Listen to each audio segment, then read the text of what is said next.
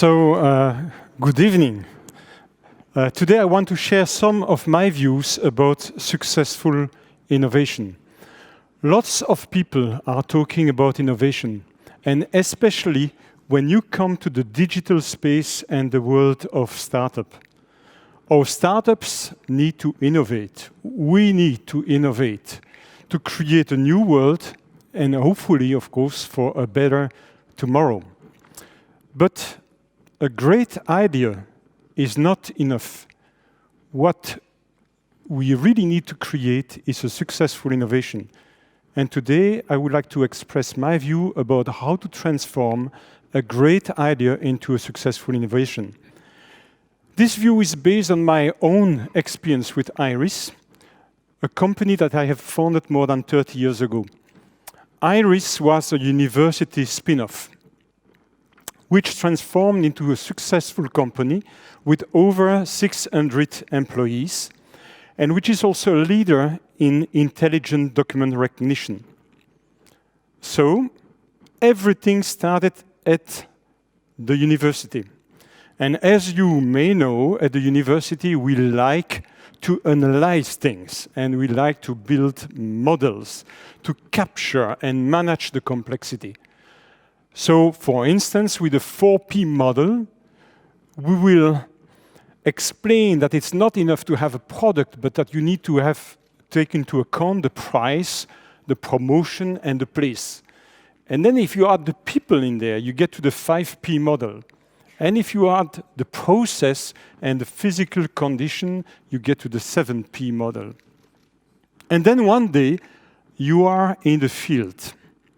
And you may become slightly less analytical. Even you could rely on some very simple American wisdom, such as, I was at the right place, at the right time, with the right product.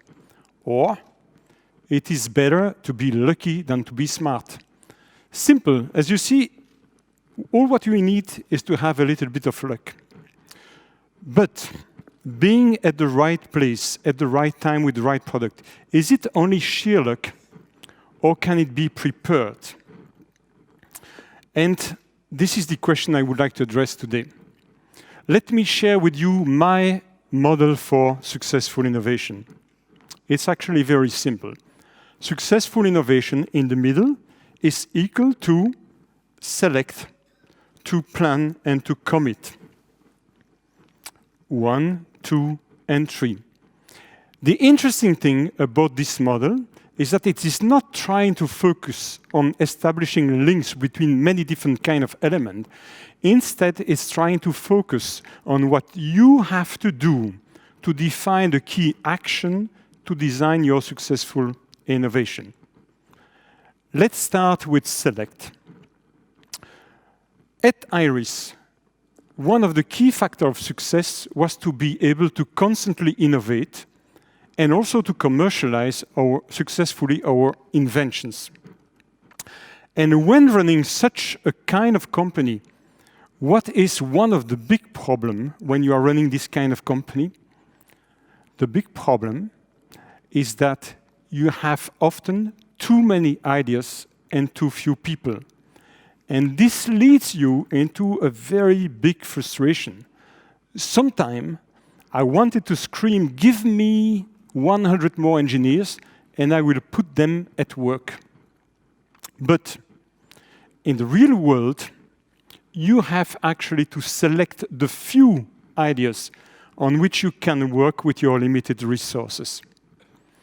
And this, of course, brings you to the next questions. The first one, when is it the good time to start working on my great idea? And secondly, what is the amount of resources that I have to put on this project? This, of course, means that you get to the question of how to plan your project. And to explain the importance of planning, I have a very good example to illustrate that. It's a breakthrough idea that we had at Iris that became a viable technology and that was also a commercial success. The name of the technology that we have developed is called IHQC, for intelligent, high-quality compression. And to make this easy to understand, I often describe this technology as being the MP3 of document compression. So for those who don't know, in the audience MP3 is a compression technology for the audio signal, compress the audio signal. IHQC is doing exactly the same thing for documents, and it compresses the images of documents by an incredible factor. And this was a complete revolution for the archiving market, document archiving market. Indeed, for many years, in the archiving market, the only practical way to archive documents was to scan them and process them in black and white. Even if scanning in black and white, due to the Frankenstein effect, you lose a lot of information, and especially in picture, we had to use black and white because the color files were way too big, more than 10 times bigger. And also, in the text zone, the JPEG was giving some legibility issue with the JPEG artifact. How did we solve that? We invented a new technology based on the concept of intelligent compression. This technology is taking the input document and transform it into a three-plane representation, which is extremely compact. But of course, now we come to the interesting part of this story. Was IRIS the first company to develop such kind of technology? Actually, not at all. Many companies, including HP, Canon, Xerox, and many other smaller companies, did actually investigate that technology years before we actually started this development. This is simply because we didn't have the money and we didn't have the resource to research in that field. But at the end, IRIS won that battle. And we even managed to license our technology to companies like HP and Canon, who were the real pioneers in the field. So the question is, of course, why? The answer is, this is because we planned our effort much better than any other company active in that field. This is the story. The early developers of the multiplane compression technology were confronted with a very specific problem, significant problem. There was no standard on how to store multiplane images. So everybody was proposing his own format for the file, for the image file, and you needed to use a specific viewer to display the documents. This, of course, was preventing the usage of this kind of technology on very broad range. Then, in 2005, the CCITT came into the game. What is the CCITT? This is an international body which is specializing in standard for the IT industry. Then the CCITT came in and they issued a recommendation. This is our proposal for the standard for multiplane images. Then shortly after, Adobe with the PDF format and Microsoft with the XPS format, they decided to enhance their file format to support multiplane images. And at that time, we decided we absolutely needed to step in and develop our own technology for multiplane compression. But as I already mentioned, we were extremely late in that field. So we had to plan our effort very efficiently. And to be very honest, it is not a way to say that we had to rush like crazy if we wanted to have a small chance. What we did was very simple. We decided to act with speed and with two ambitious goals. The first one was to become as quickly as possible the best in class for this type of technology. And the second thing was to release the technology only when it would beat the black and white compression in all aspects. And this time, it worked well for us. In 2007, 2 years after the standard, we released our own technology, IHQC, with smashing messages that impressed the customer very much.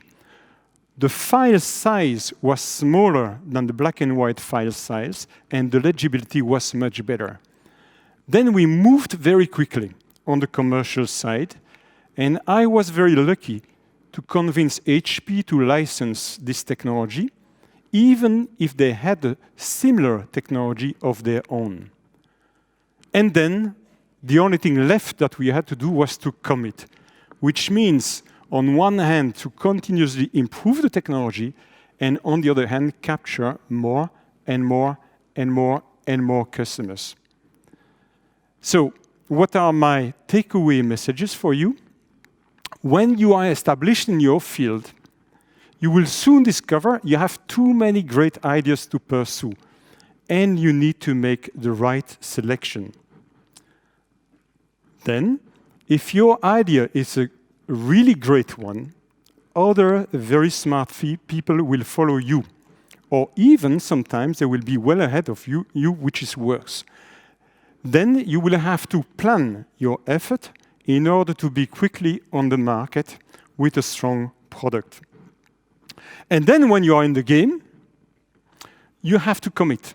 And commit means improve, sell, and fight. So as you can see in conclusion, an innovative idea is not something which is right or wrong in itself. It depends a lot on element of context, but it also depends a lot on what you will do with it. You have to drive your innovation.